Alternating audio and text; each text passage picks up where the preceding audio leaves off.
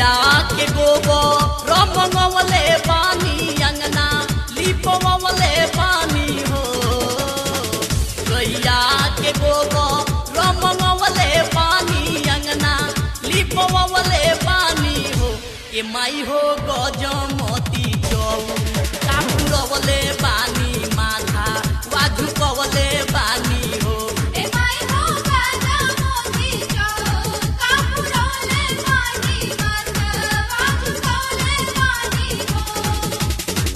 गैया के गोबर मंगवले पानी अंगना लिपवले पानी हो। ए माई हो गजमती कापुरवले बानी माथा वाझुकवले बानी हो।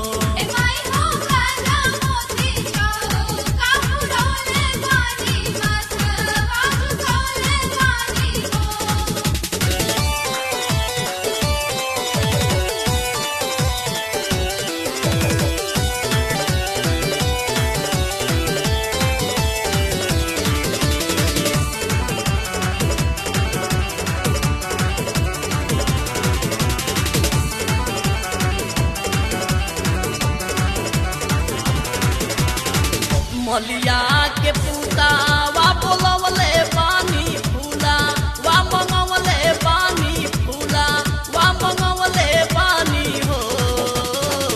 मलिया के पूता वा बोलवले पानी फूला वा मंगवले पानी फूला वा मंगवले पानी हो। ए माई हो फूलावा में माला वा बनवले पानी रौदा के बोलवले पानी।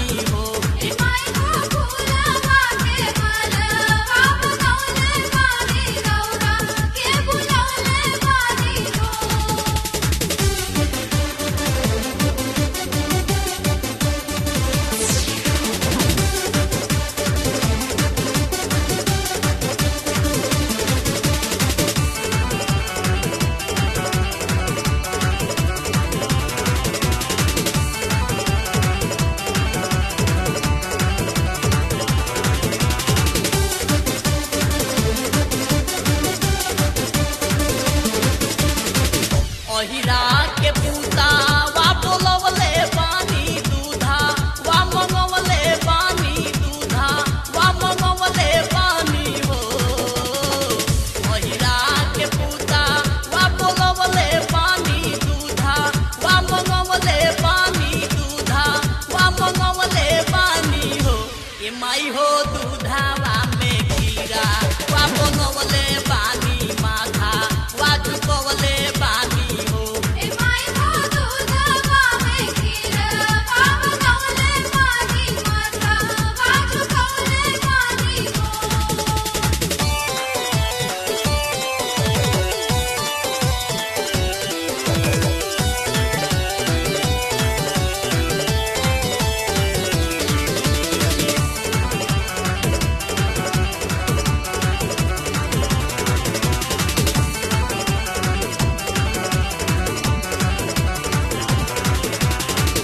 बाबा तिवारी के बोलवले पानी पाता राम मंगवले पानी पाता राम मंगवले पानी हो।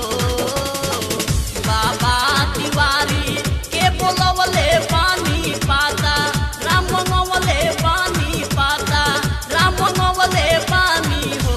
ए माई हो पाता रामे जाता राधे कवले पानी माथा वाझुकवले पानी।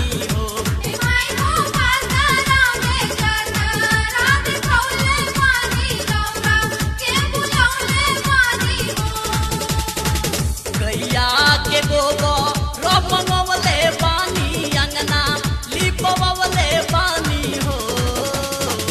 गैया के गोबर मंगवले पानी अंगना लिपवले पानी हो। ए माई हो